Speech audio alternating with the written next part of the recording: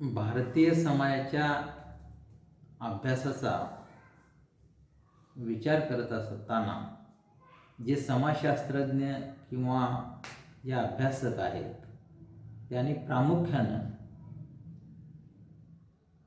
त्यावेळच्या मार्क्सवादाचा विचार न करता काही भांडवलशाही अर्थव्यवस्थेच्या दृष्टिकोनातून किंवा धर्माच्या पातळीवर होणारे बदल किंवा त्या तत्वाचा अवलंब करून अभ्यास केलेला दिसून येतो. परंतु ब्रिटिशयुक्त कालखंडामध्ये आणि स्वातंत्र्योत्तर कालखंडामध्ये प्रामुख्यानं भारतीय समाजामध्ये जो राष्ट्रवाद निर्माण झालेला आहे, भारतीय राष्ट्रवाद किंवा भारतीय समाजाचा मार्क्सवादी दृष्टिकोनातून जो अभ्यास केलेला आहे तो जास्तीत जास्त वेगळ्या पद्धतीने का असेना, तात्विक पद्धतीने का असेना, वर्ग रचनेच्या माध्यमातून का थोडंसं कमी प्राबल्य देऊन का असेना, परंतु मार्क्सवादी विचारांचा प्रभाव पडलेल्या AR देसाई यांनी अभ्यास केलेला दिसून येतो. ब्रिटिशांच्या आगमनानंतर भारतीय समाजामध्ये जागृती होत असलेली दिसून येते. त्यांच्या कालखंडामध्ये किंवा त्यांच्या राजकीय व्यवस्थेमध्ये त्यांनी जे काय निर्माण केलेल्या सुविधा होत्या गेल्या वेळी आपण पाहिलेल्या आहे, त्याचा उल्लेख करत नाही. त्याचा आधार घेऊन किंवा त्या पायावर भारतीय समाजामध्ये विखुरलेला जो काही भारतीय समाज आहे या समाजामध्ये राष्ट्रवादाचा उदय झालेला दिसून येतो आणि त्यातूनच राष्ट्रप्रेमाची भावना किंवा राष्ट्रवादाची भावना याबाबतचे स्पष्टीकरण AR देसाई यांनी मार्क्सवादी दृष्टिकोनातून देण्याचा प्रयत्न केलेला आहे. जो मार्क्सचं तत्वज्ञान आहे, ऐतिहासिक भौतिकवाद असेल, जे हिस्टॉरिकल मटेरियलिझम असेल किंवा डायलेक्टिकल मटेरियलिझम असेल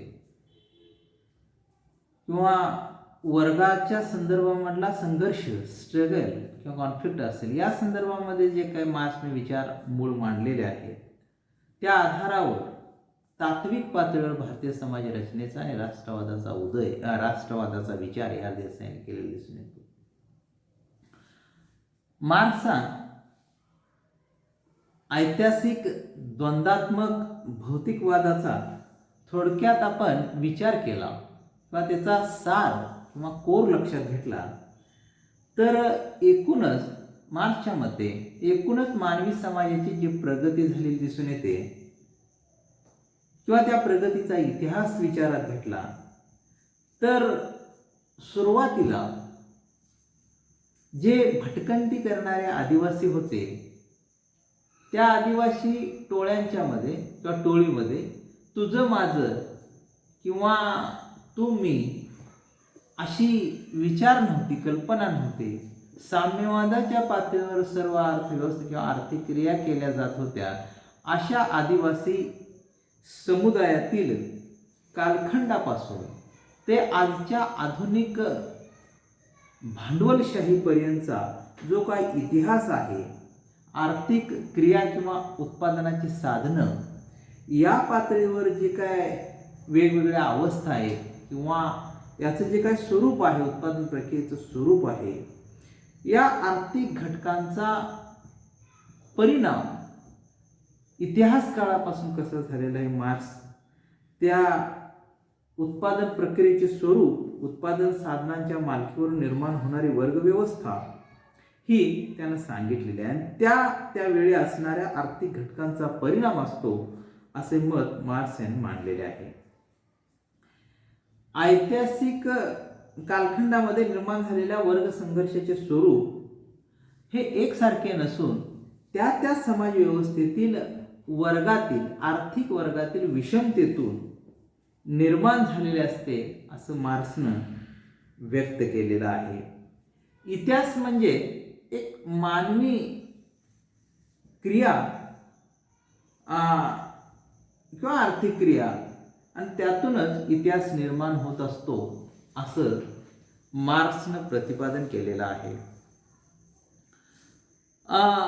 या कालखंडाच्या समाजरचनेचा अभ्यास करत असताना ज्या ज्या काय भारतातील विविध चळवळी होत्या त्या चळवळींचे स्वरूप ग्रामीण शहरी समुदायामधील सामाजिक आर्थिक जीवनातील जो काही विरोधाभास होता, जाती आणि वर्ग रचनेचे जे काही स्वरूप होतं, त्यांच्यामध्ये असणारी सामाजिक गतिशीलता, भारतातील शिक्षण व्यवस्था, इतर काही घटकांचे विश्लेषण कार्ल मार्क्सच्या दृष्टिकोनातून किंवा दृष्टिकोनाचा अवलंब करून E.R. देसाई यांनी केलेले दिसून येतो. त्यांनी अभ्यासाकरता जे लिहिलेला ग्रंथ आहे the social background of Indian nationalism, यामध्ये त्यांनी भारतीय समाज रचनेचा मार्क्सवादी दृष्टिकोनातून अभ्यास केलेला दिसून येतो. भारतामध्ये ब्रिटिश कालखंडात ब्रिटिश शासनाच्या विरोधात जी काय राष्ट्रवादाची एक चळवळ सुरू झाली, त्या पाठीमागे काही कारणं आहेत आणि त्या कारणातून राष्ट्रवादाचा संघर्षात्मक दृष्टिकोनातून त्यांचा अभ्यास महत्त्वपूर्ण आहे. त्याचा परिणाम म्हणून भारतातील आर्थिक संबंधामध्ये कमालीचे बदल घडून येत होते आणि वास्तविक भारतातील शेती अर्थव्यवस्थेवर आधारित असणाऱ्या पारंपरिक समाजव्यवस्थेमधील स्थिरता ही आर्थिक संबंधावर टिकून होती. परंतु याच आर्थिक संबंधामध्ये नंतरच्या काळात बदल घडून येऊ लागले आणि भारतातील जाती व्यवस्थेमधील बदलांचे कारण देत असताना जे काय त्यांच्या काळामध्ये जे बदल होत होते, ब्रिटिशांच्या कालखंडामध्ये जे बदल होत होते, औद्योगिक, शैक्षणिक किंवा आर्थिक प्रगतीचा परिणाम म्हणून त्यावेळच्या ज्या काही जातींचा व्यवसाय होता किंवा जाती होत्या, त्या जातींच्या जातींच्या मधल्या व्यवसायाला किंवा ऐक्याला तडा गेला. त्यानुसार व्यवसायानुसार जातींचे स्वतंत्र विभाग निर्माण झाले. हे सांगत असताना केवळ आर्थिक दृष्टिकोनातून विचार करून केला जात नाही, तर जाती धर्म आणि धार्मिक विधीसारख्या घटकातून हा अभ्यास झालेला नाही, तर तात्विक स्वरूपातून अभ्यास झालेला आहे असाही यांच्यावर टीका E.R. देसाई यांच्यावर टीका होत असताना आपल्याला म्हणजे या ग्रंथांच्या मधून पाहायला मिळते. स्वातंत्र्य प्राप्तीनंतर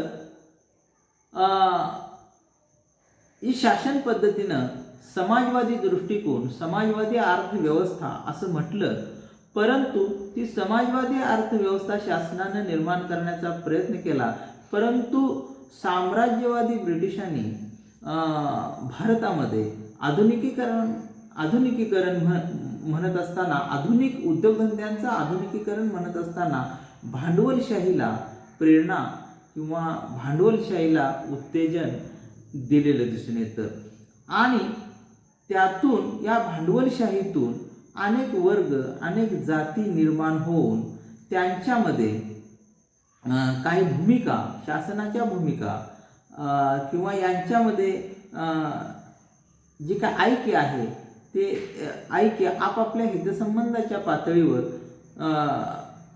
थोडंसं त्याग्य ठरलेलं आहे आणि त्यातून जे काय वर्ग निर्माण झाले किंवा भांडवलदारांनी सुद्धा इकडे गुंतागुंतीच्या व्यवस्थेकडून या आपला हेतू किंवा आपले हितसंबंध जोपासत असताना धर्माकडेही किंवा धार्मिक विधीकडेही लक्ष देऊन आधुनिकीकरणाच्या बाजूने भारतीय समाज नेण्याचा प्रयत्न केलेला दिसून येतो.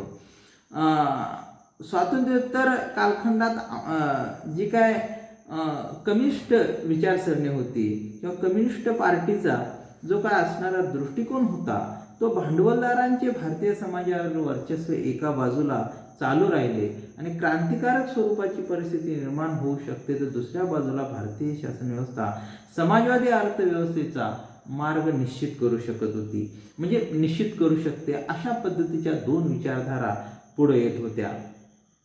अशा अनेक गोष्टी यामधून निर्माण झालेल्या दिसून येतात. शेतमजुरांचा संघर्ष होत होता, म्हणजे शेतामध्ये किंवा साम्राज्यशाही जी काही भांडवलशाही व्यवस्था ब्रिटिशांच्या साम्राज्यशाही धोरणानुसार इथं मोठमोठ्या धंदे स्थापन किंवा निर्माण होत होते, त्यांचा उदय होत होता. या काळामध्ये कामगारांचा किंवा शेतमजुरांचा ज्या त्या पातळीवर संघर्ष सुरू होता आणि हा जो काही संघर्ष आहे मग तो जातीच्या पातळीवर असेल किंवा वर्गाचा प्रभाव भारतीय समाजामध्ये जास्तीत जास्त दिसून येत नाही, तरीसुद्धा या देसाईंनी त्याचा उल्लेख केलेला आहे. आणि मग या कालखंडामध्ये संघर्ष, स्वातंत्र्याच्या कालखंडामध्ये कामगारांच्यामध्ये शेतमजुरांच्यामध्ये संघर्ष होत होता. या संघर्षाला त्यांनी मार्क्सवादी दृष्टिकोनातून हा संघर्ष होत आहे असं त्यांना म्हणायचं होतं. भारतामध्ये जे भांडवलशाह किंवा भांडवलदार आहेत आणि त्यातून निर्माण झालेले कामगार आहेत, हे कामगार आदिवासी किंवा मागास जातीचे आहेत आणि ते जास्तीत जास्त दारिद्र्य रेषेखालील जीवन जगणारे आहेत आणि मग चांगल्या राहणीमानाचा दर्जा त्यांना मिळावा म्हणून ते संघर्ष करत होते, असं या देसाई यांचं मत आहे. आणि मग त्यातून सर्व याचा एक वेगळ्या पद्धतीने विचार करून जो संघर्ष होता, हा संघर्ष राष्ट्रवादाच्या पातळीवरून मार्क्सवादी दृष्टिकोन लक्षात घेऊन त्यांनी ते मार्क्सवादी दृष्टिकोनातून सगळ्या संघर्षाची जे काय आपल्या जे काय संघर्ष होते ते आपापल्या हितसंबंधाच्या पातळीवर होते आणि त्यातून राष्ट्रवाद सुद्धा जोपासला जात होता. आणि त्यातून म्हणजे मार्क्सवादी विचारसरणीतूनच संघर्षयुक्त विचारसरणी आहे ही राष्ट्रवादाला किंवा राष्ट्रीय भावनेला प्रेरणा देत होती. अशा पद्धतीचा विचार त्यांनी मांडण्याचा प्रयत्न केलेला आहे. भारतीय समाज रचनेच्या दृष्टिकोनातून त्यांनी भारतीय समाज रचनेचा मार्क्सवादी दृष्टिकोनातून त्यांनी अभ्यास किंवा काही भाग सांगण्याचा प्रयत्न केलेला आहे. जी काय कोणत्याही मानवी समाजावरची जी काही व्यवस्था असते, या देसाई यांनी भारतीय समाजाचा मार्क्सवादी दृष्टिकोनातून त्यांनी विश्लेषण केलेलं आहे किंवा विचार केलेला आहे.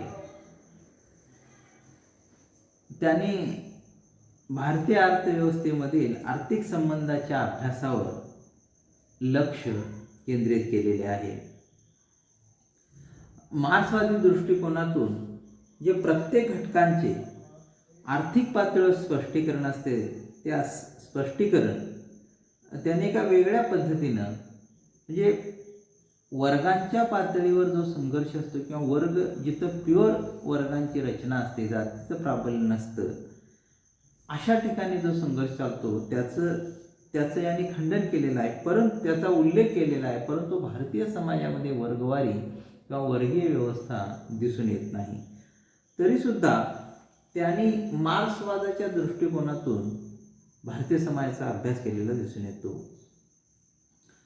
मार्क्सवादी दृष्टिकोनातून केवळ औद्योगिक संबंधांचा अभ्यास केवळ व्यवस्थापन आणि कामगार यांच्या संबंधाचा अर्थ जाणून घेण्यासाठी नसतो, तर भांडवलदार आणि कामगार तसेच शासन आणि भांडवलदार यांच्यातील परस्पर संबंधाचे स्वरूप देखील त्यामधून स्पष्ट होत असते.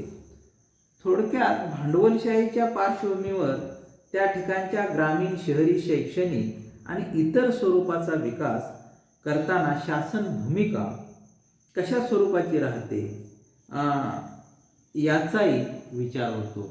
भांडवलशाहीच्या दृष्टिकोनातून शासन व्यवस्था जरी समर्थन करत असली तरीसुद्धा भारतीय समाजामध्ये समाजवादी अर्थव्यवस्थेची घोषणासुद्धा शासनानं केलेली दिसून येते. म्हणजे ही जरी घोषणा असली घोषणा जरी असली तर प्रत्यक्षात भांडवलशाहीच्या पार्श्वभूमीवरच आर्थिक संस्था या कार्य करताना भारतामध्ये दिसतात असं ते म्हणतात. भांडवलशाहीचा प्रभाव हा संपूर्णतया असतोच आणि भांडवलशाहीच्या दिशेनंच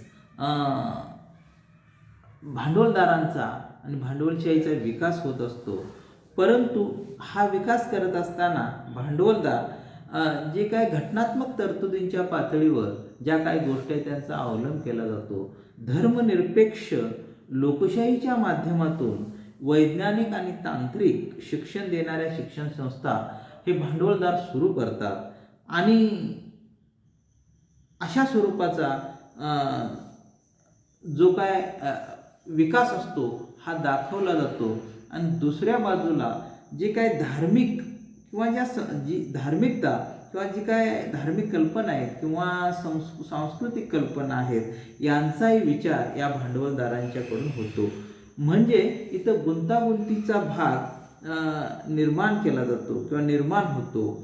आणि मग एकीकडे भांडवलदारांचं दुटप्पी धोरण इथं या भारतीय समाज व्यवस्थेच्या दृष्टिकोनातून भांडवलदारांचं दुटप्पी धोरण आहे किंवा विचार आहे. एकीकडं आपली आर्थिक प्रगती भांडवलदार निर्माण करायची किंवा आर्थिक प्रगती करायची आणि दुसरीकडे धर्माचाही विचार करायचा. धर्मनिरपेक्षता किंवा शिक्षण सगळं तांत्रिक शिक्षण वगैरे त्या दृष्टिकोनातून दाखवायचं आणि धार्मिक किंवा सांस्कृतिक कल्पनांचाही विचार करायचा. अशा पातळीवर गुंतागुंतीची व्यवस्थाही या समाज व्यवस्थेमध्ये होत असलेली या देसाई यांनी लक्षात आणून दिलेले आहे. म्हणजे या वर्गाकडे भांडवलदार वर्गाकडे आर्थिक प्रगतीची जबाबदारी होती आणि धार्मिक जे काही गूढवाद आहे तो सुद्धा वास्तववादी पातळीवरून व्यक्त करायचा. म्हणजे एकाच वेळी दोन गोष्टी स्वीकारायच्या आणि आपली उद्दिष्ट साध्य करून घेण्याचा प्रयत्न करायचा. अशा पद्धतीची भांडवलशाही भारतीय समाजामध्ये दिसून येते. जे भांडवलदारीत निर्माण होणाऱ्या संकटांपासून लोकांचे लक्ष दुसरीकडे केंद्रित करण्याचा प्रयत्न होतो असं AR देसाई या मार्क्सवादी दृष्टिकोनाच्या बाबतीत भांडवलदारांच्या किंवा भारतीय समाजाच्या संदर्भामध्ये म्हणतात.